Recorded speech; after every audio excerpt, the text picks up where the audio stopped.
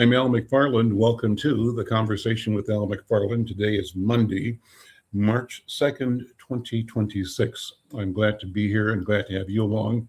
I want to start this week just by planning to focus on things happening in two critical areas for me. One is I've got a story in the upcoming edition, today's edition of Insight News. It's a digital edition that focuses on the challenge by Senate President Bobby Joe Champion to Governor Walz's proposed pivot in how funding takes place for nonprofits.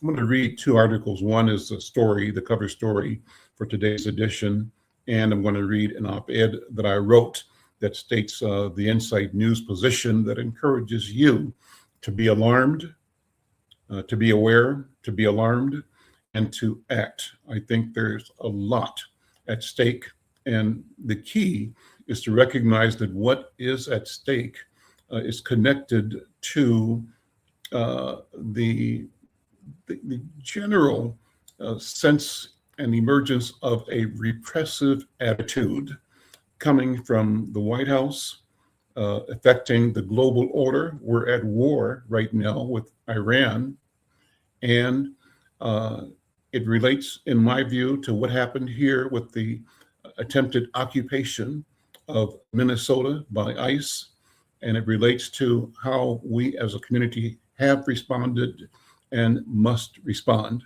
So I want to begin just by saying that we're going to cover a lot of ground in this conversation. And if you are interested in being in the conversation, adding your voice, we welcome that. On the screen, you see the URL, not the URL, but the QR code. Click on that and we'll invite you into the studio. I've also sent the Facebook post out already, inviting people to join this conversation. The Facebook post said, I'll read the note on the Facebook post. It says, it questions whether ethnic cleansing and state funding for Black and nonprofits is at hand. I say, let's talk about it. Join me today on the Conversation with Al McFarlane to talk about this. We're doing it here on Facebook, on YouTube, and on LinkedIn. So if you're on any of those platforms, we thank you for being here. We treasure your voice, your interest, your point of view, and we want you to join. And let somebody know that we're live now. We want you to show up by clicking on the comment section. Say your name, say where you're watching from, and click on your response to these topics, and let me know what other things are top of mind for you right now. The most important thing is that we need to talk. We need to talk every day. We need to make sure that we have a chance to explain our point of view, our interests, our concerns, our fears, our hopes, and our desires. I believe we owe that to ourselves. We owe it to our children. We owe it to the future. We owe it to the legacy, the ancestors, the ones that paved the way for us to be here, those whose shoulders we stand on. So conversation is critical. Conversation now is more critical than ever before. Why? I think we are moving into an arena, and this is kind of, in my view, the invasion or the bombing of Iran is about, is where forces that rely on force and brute raw power believe they can bomb the hell out of humanity, intimidate people not only in Iran, but people around the globe. And I think we're at a point where the world has to stand up and say, you know what, we're not afraid. We're not accepting it. We will speak, we will stand, and we will project a different analysis, a different point of view, one that allows us to be our best selves, to act in a spirit of sovereignty, a spirit of ownership, partnership in creation, and that partnership reflects a need to have reason, balanced approaches to problem solving and to advancing the well-being of all humanity.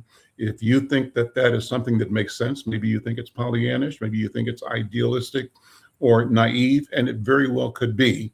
It's simply the way I see it. And I think that the most important thing is to remember this is a conversation worth having. If we don't have the conversation, what happens? We, by our silence, allow and permit, we invite the total control of every aspect of our lives.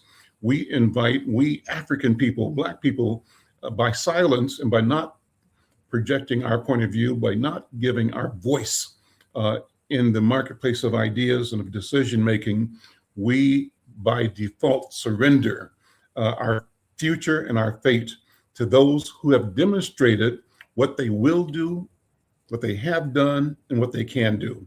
What am I talking about?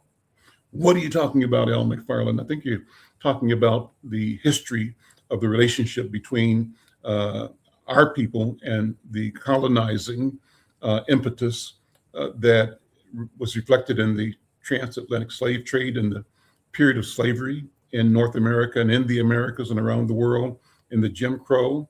And it's also reflected in what appears to be a willingness to return to that kind of undeserved privilege and power by the few over the many.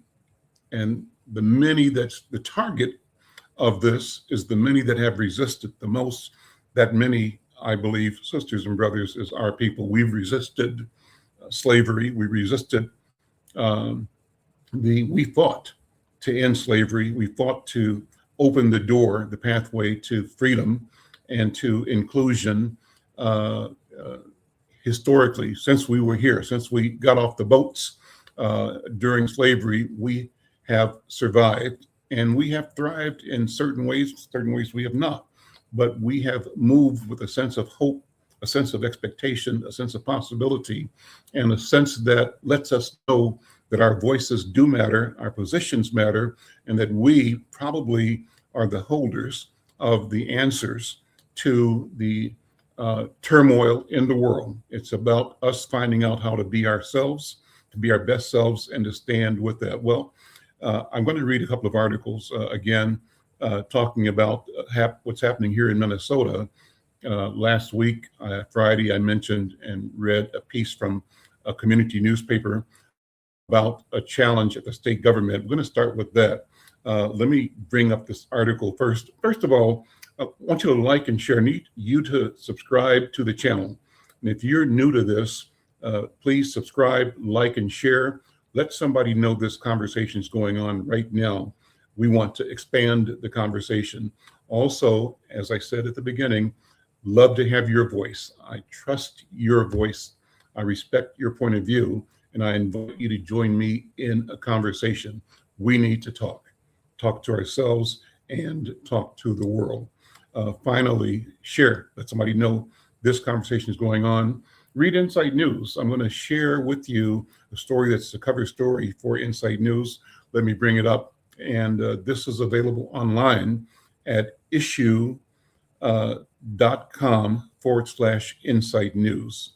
It's where you can get the digital copy of the paper every week and our digital archives. You can see what we've been talking about for years and years and years. Jared, bring the story up and let me show that, and I'll sort of share these two essays that are in this week's paper. Can you bring it on screen now, Jared? Bring the issue up if you can. There we go. So the headline says, Champion Challenges Walz's Funding Pivot. I'll read this story first. This story sort of summarizes what's going on that is of concern to us, to me. I think we should all be concerned about it. The political landscape in St. Paul is witnessing a rare and public rift between two of Minnesota's most powerful allies. Minnesota State Senate President Bobby Joe Champion is standing firm against a proposal by Governor Tim Walz that could fundamentally reshape how the state supports community-led initiatives. At the heart of the dispute is the state's response to the Feeding Our Future scandal, a massive federal fraud case involving the misappropriation of millions in pandemic-era food aid. Senator Champion notes, however, that there are no allegations of fraud involving organizations that received direct appropriations, and he argues that including the end of such funding in an anti-fraud package, wrongly suggests that they contributed to the crisis, likening that move to a man passing gas and blaming the dog. While both leaders agree that fraud is intolerable, they are sharply divided on the remedy. Governor Walz has proposed ending the practice of direct legislative grants. That's what this article is all about. Funding negotiated directly by lawmakers for specific nonprofits, the governor favoring a strictly competitive bidding process for all state contracts. Senator Champion's position is one that protects community sovereignty. Senator Champion, a long-time advocate for North Minneapolis and the broader community, views the governor's proposal not as a solution, but as a structural barrier. His analysis suggests that a one-size-fits-all competitive bidding process will inherently favor large, well-resourced institutions while locking out the very grassroots organizations that possess the cultural competence to serve under-resourced populations. Quoting Senator Champion, "We cannot allow the criminal actions of a few to be used as a pretext to dismantle the infrastructure of community-led progress." And that's kind of what he's saying. He's signaling that in his legislative analysis. He said, direct grants are often the only way that smaller, culturally specific organizations who are doing the real work on the ground can bypass a state bureaucracy that has historically ignored them. Champion argues that the governor's recommendation ignores the sovereignty of narrative, the idea that the community knows its own needs best. By removing the ability of legislators to direct funds to proven community partners, the state risks returning to a trickle-down model of social service where the Black community is treated as a passive recipient rather than an active agent of change. What's the governor's strategy? It's a call for oversight.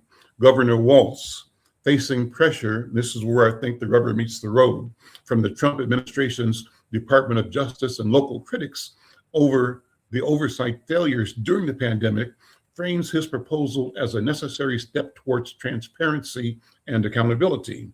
He said Minnesotans need to know that their tax dollars are being used for their intended purpose. That's what the office said in the recent about their recent proposed procurement shifts. They go on to say that by moving toward a universal competitive bidding process, we ensure that every dollar is vetted, every organization is scrutinized, and the potential for fraud is minimized. The governor's plan would effectively end the carve-outs that legislators often secure for nonprofits in their districts during the biennial budget process. So here's the deep dive. What are the potential negative impacts on Black nonprofits? The experience-informed leadership of our community demands that we look beneath the surface of the quote-unquote transparency idea to see who is actually at risk. For Black-led nonprofits and small businesses, the governor's proposal creates several high-stakes hurdles. One, the resource gap in bidding. Competitive bidding processes are notoriously complex. They require grant writers and compliance officers and legal teams. Larger white-led nonprofits have this infrastructure. Smaller Black-led firms often do not. Number two, decoupling results from relationships. What does that mean? Direct legislative grants rely on what we call relational authority. A legislator knows which organizations are actually feeding children or training workers. A cold bidding process prioritizes paper capacity over proven impact. Number three, institutional memory loss. By moving all the funding to a centralized competitive model, the state risks ignoring the historical continuity of organizations that have spent decades building trust in the African American community. It's a trust that cannot be quantified in a bid. So how does this look from the ground, from the field? Community leaders are saying that the governor's strategy could result in the ethnic cleansing of the nonprofit ecosystem. Let me say it again. Community leaders are warning that the governor's strategy could lead to the ethnic cleansing of the nonprofit ecosystem. What the governor is suggesting is a death sentence for grassroots innovation, says one North Minneapolis community organizer. If every dollar has to go through a state procurement office that doesn't know our names or our history, the money will stay with the big boxes of the nonprofit world. We are being punished for a crime we didn't commit. So what is the assessment? Let's look at accountability without erasure. The challenge for the Minnesota legislature in the coming session will be to find a path that ensures accountability without ensuring erasure. Senator Champion's analysis suggests that the answer lies in enhanced oversight of direct grants rather than their total elimination. This would involve stricter reporting requirements and auditing for legislative asks, ensuring that community service is protected from those who would exploit it while keeping the door open for those who truly serve. As this debate moves through the legislature, stakes are clear.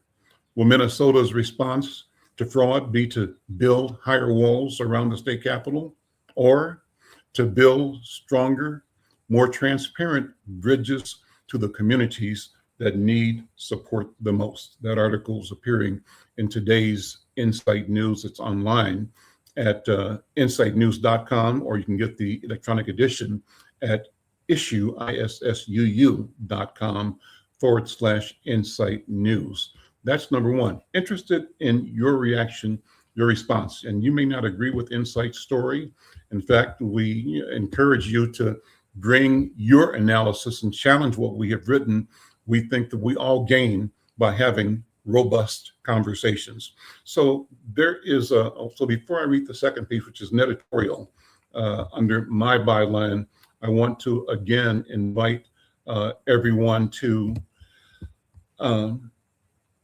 join the program, join the conversation. Let me know where you're watching from. Share, like, and let people know that this conversation is going on. It's an important conversation. It's about the money, how the money is going to be divided, and whether we lose as a community because we are voiceless and we have not exercised our right to provide our analysis, our expectations, and to act with a sense of power and purpose at the table of decision. Well, again, love to hear from you wherever you are. Like, share, and subscribe to the channel. Let people know that we're here. And again, comment. We'd love to have your comments as well. So the second piece I'm going to share is a piece that is an op-ed piece. The headline on this piece, it's also on the cover of today's edition, is something I've said a lot. You've heard me say it before. They get the money, we get the misery. They get the money, we get the misery. Subhead is "Don't burn the village to catch a thief." So it's a piece that I wrote. Let me read that. It's a short piece, but I'd love to have your thoughts, whether you agree or disagree, and your thoughts, your position, your analysis is welcome. And I can tell you that, I can be dead wrong. This is just how I feel, how I see it, but I want to respect you for how you see things as well. I think that if we talk, if we reason, if we struggle with reasoning in the arena of reasoning, we all benefit. Our community does better, becomes better. So my article, my editorial, front page editorial says, the news coming out of St. Paul this week feels like a betrayal of the very communities that state leaders claim to protect. While Governor Tim Walz and the Trump administration engage in a high-stakes game of political chicken over fraud prevention, grassroots organizations in Twin Cities and beyond are the ones being lined up for the firing squad. Governor Walz's proposal to end legislative grants, to end direct legislative grants, is not a strategic reform. It is a structural eviction of Black excellence from the public square. By framing this as a response to the failure, or as a response to the Feeding Our Future scandal, the governor is using criminal actions of a few to justify the potential for systemic exclusion of the many.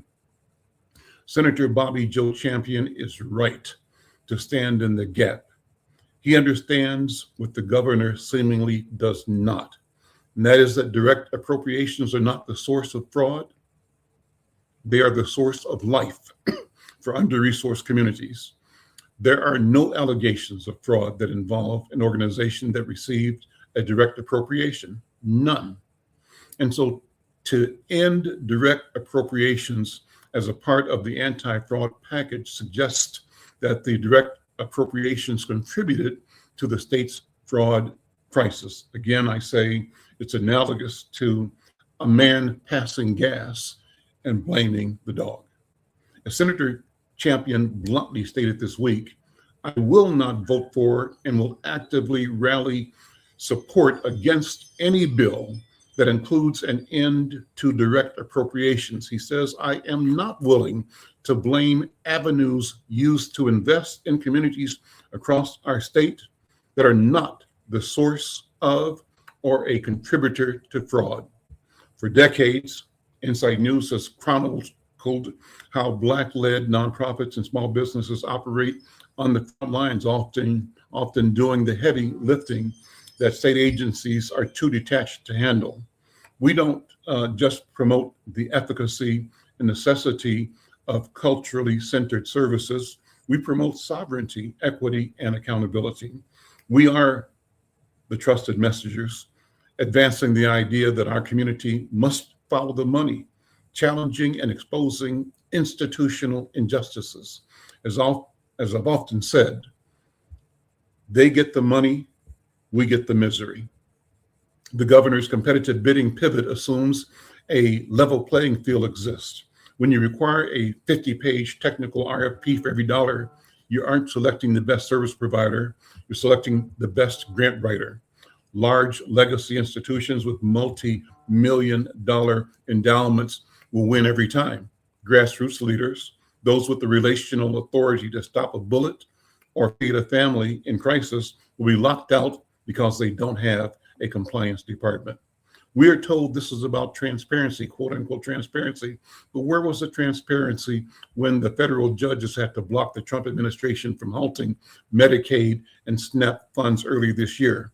The state is being squeezed by a retribution campaign from Washington, and rather than holding the line, the governor is offering up our community's lifelines as a peace offering. We agree that accountability is sacred. Public service both is and requires stewardship. But you do not stop a leak by tearing down the house. You fix the pipes. If the governor wants to fight fraud, he should invest in building the capacity of local leaders to handle rigorous reporting without stripping them of their autonomy. He should listen to Senator Champion, who has spent a stellar career of public service standing shoulder to shoulder with us. Governor Walz, we are not the fraudsters you're looking for. We are the partners you cannot afford to lose. Do not let quote unquote accountability become a code word for abandonment. That's my editorial, that's my take, that's my voice. And it's in today's edition, the electronic edition of Inside News. Love to hear what you think, what your thoughts are. Give me your reaction. You can react right now in the chat. Let's see, Boyce Jones, thank you for your comment. Let me put it up. I haven't read it. I'll read it with you right now. Let me make my screen big so I can read it. I agree that we're throwing the baby out with the bathwater with the governor's proposal. The ringleader and tutor for the Feeding Our Future debacle was not a disadvantaged resident. Most small nonprofit agencies will not survive government funding losses. Boyce, thank you. So Boyce, if you want to come in and say more, explain that, give more context, we'd love it. Click on the QR code there, or I can send you the link. Jared, I don't know if you can put the link in for him, Well, we'd love to have you join the conversation. And we'd love to invite other people to join the conversation as well. Most importantly, share this conversation, let people know. So what we're going to do this week, I'm going to focus on this topic is huge. It's really a big topic, and we can't sleep on it. We can't act like it's not important, because it is important. And so I'm going to be inviting political and community and agency and ordinary people in community to join the program this week and every day this week while we have a conversation. We're going to chop it up. Your voice is important too. We want you to weigh in on the conversation. Tell somebody that we're having the conversation and invite them to join as well. Let me know who you are and where you're watching from, where you're tuned in from, what platform you're on. If you're checking us out on Facebook or LinkedIn or on either of the YouTube channels, the YouTube channel for the Black Press of America, Black Press USA, or the Inside News Minnesota YouTube channel. We're grateful to have these platforms and to offer these platforms for important conversations. This is an important conversation. And let me say what else is on my mind. I asked my producer to pull up some links and shorts about the war. I mentioned at the beginning, we're at war. How do you feel? What is your thought about the fact that our country is bombing Iran as we speak? And sort of to put it in context, the bombing and the attack in Venezuela, Caracas, that led to the capture of President Maduro and his wife seems to be a dry run for what they're doing now in Iran. And in Iran, not only did they destroy the leadership, the Ayatollah is dead. And as I understand it, some 49 senior officials in the Iranian government administration have been killed by U.S. and Israeli bombing efforts. So I'd be glad to know how you feel about where we're going and what that means. So just as I envision or see the line between Venezuela and Iran, and the potential line between Venezuela, Iran, and threatened consequences in Greenland, for example, or other places, I also wonder and talk about and see a line between what happened in Minneapolis, the invasion of Minneapolis by ICE. What is that preparatory to? If Venezuela was a trial run for what's unfolding now in Iran, what was the invasion of Minneapolis by ICE a trial run for? It's a big question. It's a serious question, and I could be totally wrong, totally off, but I'm raising the question because I think some of you have the same question. Loretta Arredondo, thank you for your note. You put a URL in the chat. I don't know, Jerry, can you pull it up and see what that notice is? Something we might want to share. But thank you for sending that. Loretta, if you want to join the program, jump on. We'd love to have you explain this article or idea, the YouTube short, I think it is, that you put. I can't look at it myself right now, but maybe, Jared, you can look at it and see if that's something that we can add to this program. So what do you think? What do you think? Loretta says it doesn't feel good, and she's playing for peace in the world. Let me show the URL. And Loretta, what's this URL say? What is this about? Can you tell me what it is? And if there are others who are listening that have a comment, a thought, a feeling, I'd love to know how you feel. I think, so one of my daughters called me a couple of days ago. She and her daughter, my granddaughter, live in a suburb, and they have a neighbor who is Latina. And so the neighbor had not been leaving their townhouse, for a little bit. and they noticed, and so she connected and said, "Are you okay? Being a neighbor, being sisterly, being friendly," and said, I'm going to go to the store. Can I get you something? Because my daughter goes to Mercado Central and gets ethnic and food, things like that. And so she said, "Sure, please, thank you," and gave her a list. So the daughter and granddaughter went to Mercado to buy things.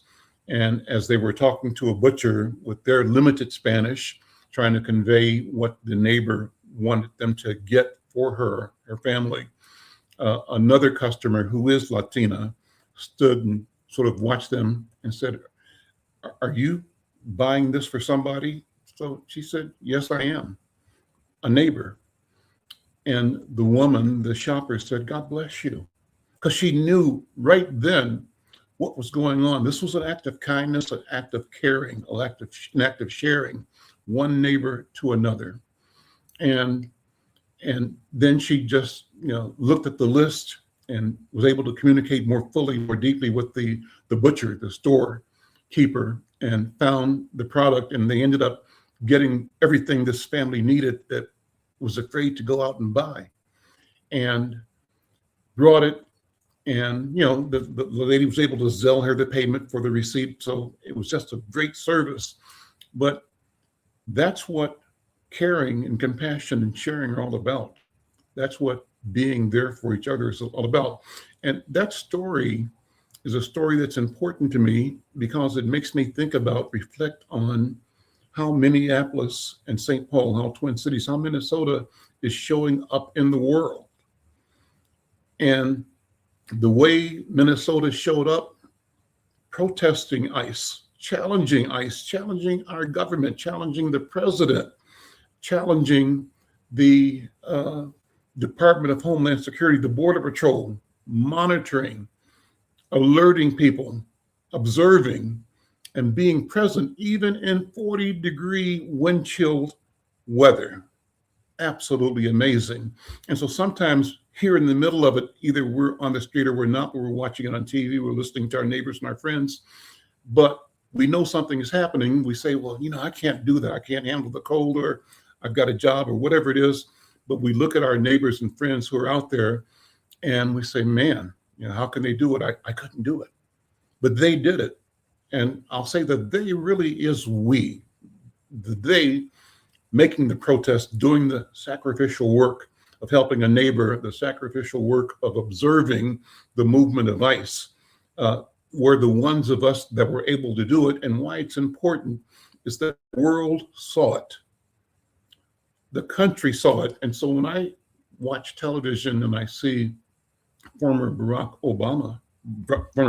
Barack Obama make a note on a talk show, and obviously his audience is global, that Minnesota showed what Americans can do and what Americans are made of and what Americans do when they stand for justice and stand for right, and they act righteously in the face of overwhelming odds and power, improbable odds. They stood up.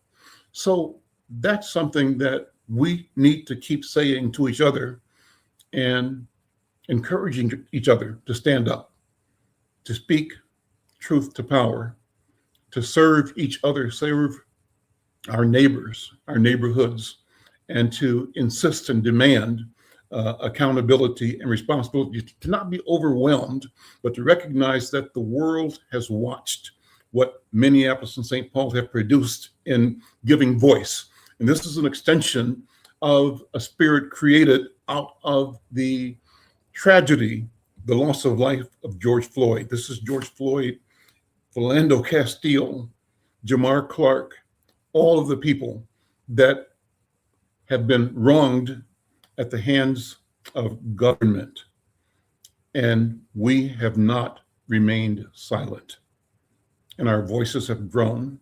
Well, they have to keep growing. So two things have to happen here. One is, despite the phenomenal effort Governor Walz put in supporting the vision of Kamala Harris in their bid for the White House, While you may consider it a loss, I say yes, but it was really movement on a path. We're going somewhere. We're building something, and we're going to get there, and we're going to win. I say that victory for us, our side, our people, is imminent. It is inevitable. We simply have to keep going. And because Barack Obama said, look at the people in Minnesota, that should tell you the world is watching you, it's watching us. And we simply have to stay the course, keep doing what we're doing, be a voice, have the conversation with each other and speak to the world, speak our truth and demand justice, demand balance, demand fairness, demand equity. I was watching Larry Daniels' Favor this morning on television. If you don't know who that is, take a note, take a pencil.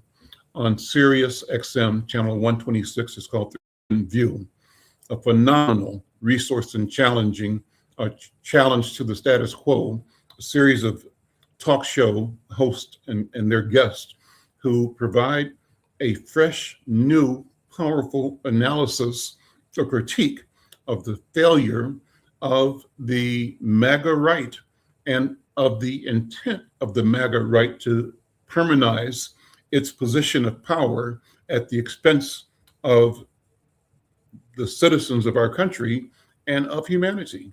And they're saying it. They're saying it plain. They're saying it loud. They're saying it clear.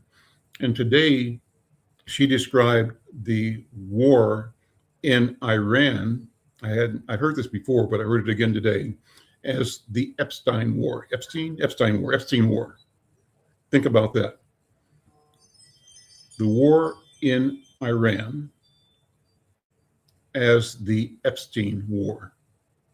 What does that mean? It means somebody is willing to risk humanity to not be accountable for his sins, his evil deeds, his failures as a human being, and his transgressions, his violations of the law of our country and the law of God. That's what it means. And so here's another note from Doc Sanchez. Thank you, Doc. You're right on the money. Quoting Dr. Martin Luther King Jr., I refuse to believe the Bank of Justice is bankrupt. Well, we're on the same page, brother. I refuse that the Bank of Justice is bankrupt. I think that we have a responsibility. We're the guardians of elevating, protecting, and growing, nurturing justice in the world. And it begins by us being together, being with each other, and having a conversation just like this.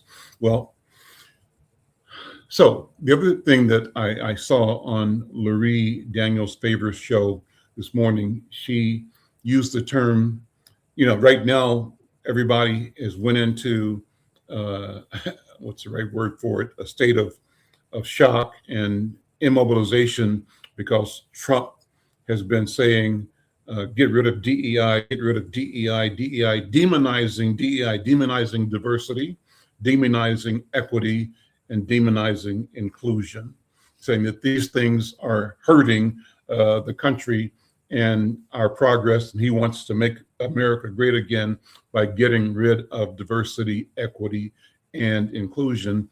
But not only is he saying it, he's doing it. Books out of libraries and out of schools, monuments, artwork, documents that reveal in detail the ugly history of our country, not to blame, but to warn and to confess the truth. The Trump administration wants to ignore anything that they say makes white people feel uncomfortable. Well, Larry Daniels' Favors has created a term that I love. I'll be using it as opposed to when they talk about DEI. I want to talk about, she's talking about WEI. They say DEI, we say WEI. WEI, what is it? She says it's white, was it WEI? Now I forgot, just a quick, incompetence was a third word. Somebody help me out if you're listening and you've heard this phrase before. White entitled incompetence. That's it. That is the problem. White entitled incompetence. That's what's running the country right now in the um, leadership of Donald Trump and the MAGA Republicans. Well, let me know how you feel. Let me know how you feel. What are your thoughts? Again, Doc, that's a great comment. Let me know where you're calling from too.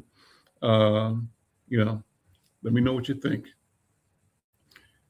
We want to continue this discussion about Minnesota's legislature all week long this week. I'll be having it on the program tomorrow. If you want to be on the program, if you know somebody that should be on the program, just send me a note. I'm going to put my email address actually in the link as well. I'm going to post it here. I'll say it. It's McFarlanemedia@gmail. I'll put it in the chat here.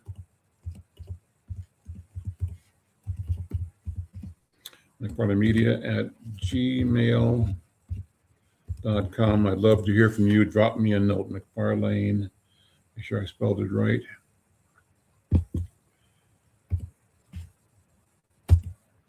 And there's lots of important things to talk about as well. You know, I want to have a conversation as well about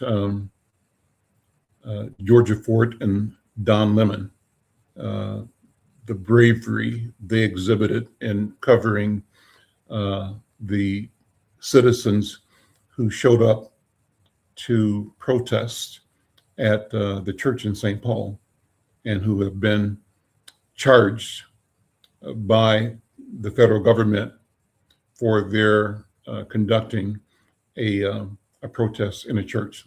Love to have your thoughts, pro or con, about that. It's a critical issue, and we need to talk about it. Again, let me know where you're from. Let me know. Doc Sanchez, you're from Albuquerque, New Mexico. You say thanks for the discussion. Thank you for listening, Doc. And again, if you have the energy or the time or the desire, love to have you bring you on screen and just have the conversation. You know, when I've been doing this show, I started doing this show on KFAI radio almost 20, 30 years ago. Actually, I started doing broadcasts a little longer than that because I was doing a show on KQRS. It was a show that was 10 minutes and it was aired like at 3 a.m. That's back when, this is back in the 70s maybe, or the early 80s. And that was their commitment to diversity or to equity and fairness. Give a black guy like Al McFarlane 10 minutes and have it on at 3 a.m. or 2 a.m. But, you know, we took it and we rolled with it, and it led to us getting connected to KFAI and emerging as the host of the conversation with Al McFarlane. That started off, and then that emerged to a project that was very exciting that we called the Insight KMOJ Public Policy Forum at Lucille's Kitchen. We were doing live shows at a restaurant here in North Minneapolis for a number of years, and we did those as a simulcast with the Black station KFAI and the alternative or counterculture station KFAI, where we still are today. And that show airs every Tuesday live on the radio, audience of 300,000 people every week on KFAI. Love to have you join us there as well. We're on tomorrow, Tuesdays, 1 to 2 o'clock. And then we live stream this show every day of the week, including this show on Tuesday. But the mission from the beginning was to tell our story, to hear our voice, and to have conversations with people. So when I have the 10-minute show, what I do is say to my guests, you know, we got 10 minutes. Treat this as if it's the last 10 minutes of your life. What is it that the world needs to know that you lived to tell the world? What is it? Be that serious about this conversation, and also understand that this is me and you, two of us in conversation, either eye to eye or ear to ear on the phone or however we were doing it. But the beauty of it is this personal, private, intimate conversation between two people that care, that are seeking to be active listeners, respectful listeners, who are seeking to understand each other, to hear each other, and to speak to each other, to speak to the power. Well, here's another phrase I've used. I tell people that I talked to my sister-in-law this morning and said, let me shout out my sister-in-law, Fanny Johnson, out of Mississippi, out of native of Crystal Springs, Mississippi, but lives in Durant, Mississippi now, former and retired school teacher, about just reviewing stuff with her. And I said, Sister Fanny, my objective, my personal intent when I encounter people, connect with people, is to connect to the presence, the spirit of the Creator in that person. I hope that our connection is a connection between creators. It's bigger than our body. It's bigger than our story. Yet it is our story, and yet it's in our body. But it's a way to understand the continuity of our existence. I say that when we connect at this level, not only are we having this moment, which is what it is, we're also having an experience with eternity. We come to know that this moment is a gateway. It connects everything that ever existed, and it connects that to everything that will exist. We, you, between us and among us, the gateway to eternity. That's why this moment is precious. This moment is powerful. This moment is meaningful. And that's why we have to treat it that way and give it our best. Give it our best. Well, go back to Doc Sanchez. I believe we are near to being forced into armed resistance.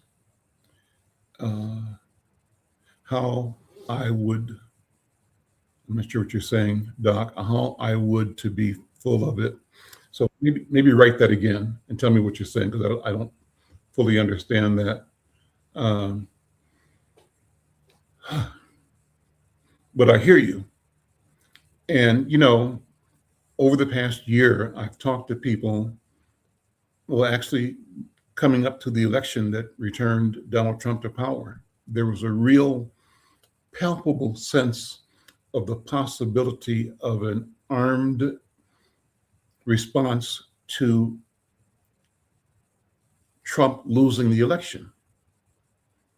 There are people that believe that this past election was stolen, but nobody is going back saying we should deny elections because there were flaws or problems or suspicions around the last election, except for that's what Trump said. And that's what he's saying now for the 2026 midterms, and what he has promised, I think, if I'm wrong, correct me, for the 2028 general elections. I think I saw him saying to Republicans, vote for me this time and you don't need to vote again. I don't need your votes because we just don't need it. What does that mean? What does it mean? Doc, thanks for the comment. Let me put it up again. He said, I'd love to be wrong, but Orange Dude will suspend elections and or disavow election results. That's what I'm saying. That's exactly what I'm saying. So we have to be aware. And the question is, Doc, you're raising the question, what does that look like?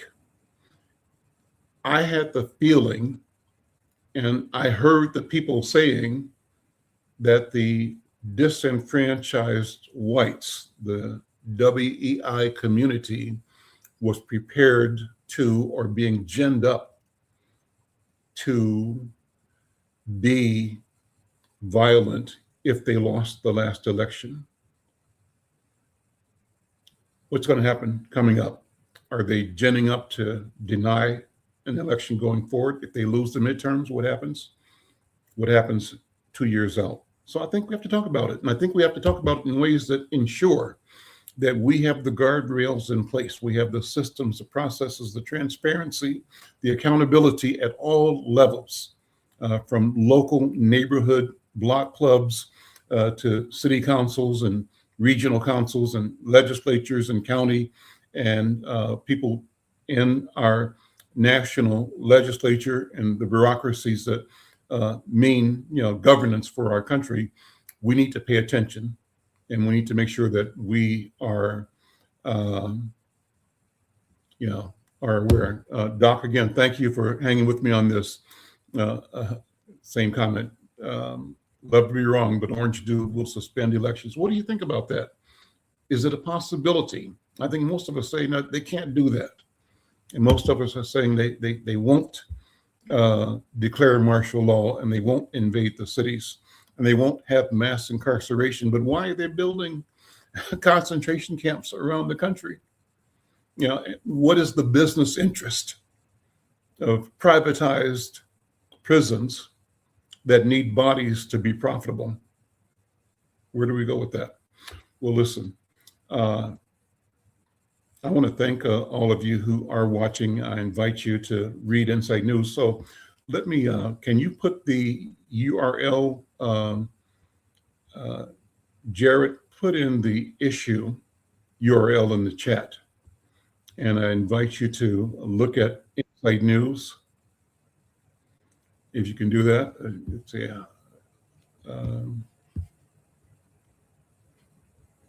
and look at Inside News. And if you want to, here's another note from Boyce. Boyce, here we go. Let me put this up. Boyce Jones says, when I first met you, I was at Lucille's in 2002. I was a staffer for the governor's race for the Green Party. Inside News was a resource for my candidate. From Cheryl and Hardy Brown in San Bernardino, those are friends of mine, publishers. And from my friends in Chicago Heights, my friend Martin, Lorenzo Martin, owned the newspaper, the Black newspaper in Chicago Heights. He says, I wonder what the future looks like without voices inspired by the likes of you guys. What happens with no Al McFarlane in the future? Well, what I can tell you, I appreciate that comment, but that, brother, I say, is not a possibility, because I look at our young people, your and my children and grandchildren, and what I see is brilliance, and what I see is genius, and what I see is fearlessness, and what I see is a commitment, a demand for the truth, and an awareness that one truth may not be the absolute truth, that there may be many, and that there may be many pathways to the truth. What's the saying? In my Father's house, there are many mansions. And if it were not so, I would not have told you. And so we recognize that there are many ways into the society that we have to build, that we seek to build, but that we can do this. And we've done it before. Our being here is a reflection of the genius in our DNA. And the genius in our DNA is the core for all of humanity. It's not us versus them. It's us. It's us as the core ingredient for the all. We simply, in my view, must keep doing what we've been doing, do more, work harder, believe, and do all we can to elevate those that are behind us and for whom we become platforms for their launch into the new understanding, the new sense of equity, the new sense of balance, the new sense of cooperation, the new sense of understanding differently our relationship with the environment, with the water, with the soil, with the minerals, with other living things and with things that are not living, but how we're all connected and part of the same. and how we have an obligation to continue to discover.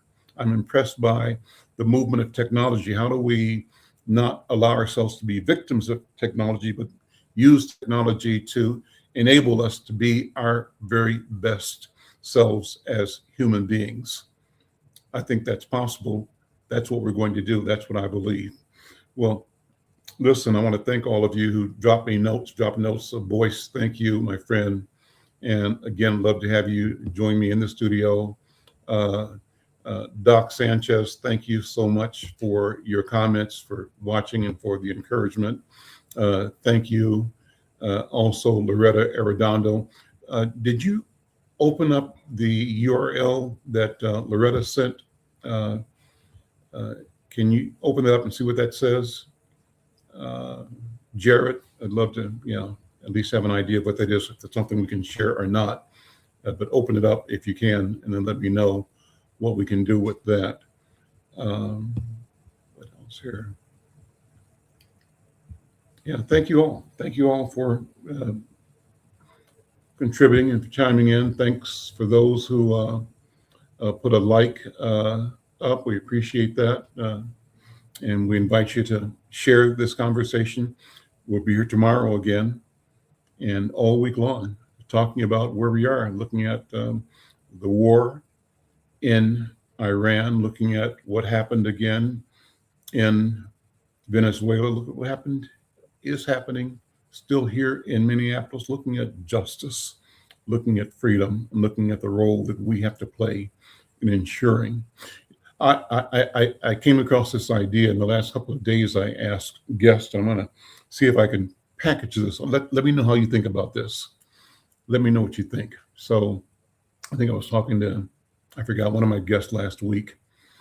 And I said, I'll do it right now. Today is March 2nd, 2026. I say, look, guest, my friend, sister, brother, close your eyes and imagine that, teleport us to March 2nd, 2126. So I'm asking you, Boyce Jones, and I'm asking you, Loretta, and I'm asking you, Doc Sanchez. Imagine that right now it's March 2nd, 2126. Today is March 2nd, 2126. And we won. We won. It's March 2nd, 2126, and we won. How does the world look? So I'm asking each of you how the world looks when we have won. Think about it. I'll ask you in the future. We'll see you next time. I'm Al McFarlane. This is The Conversation with Al McFarlane. Thank you for being here. We'll see you next time.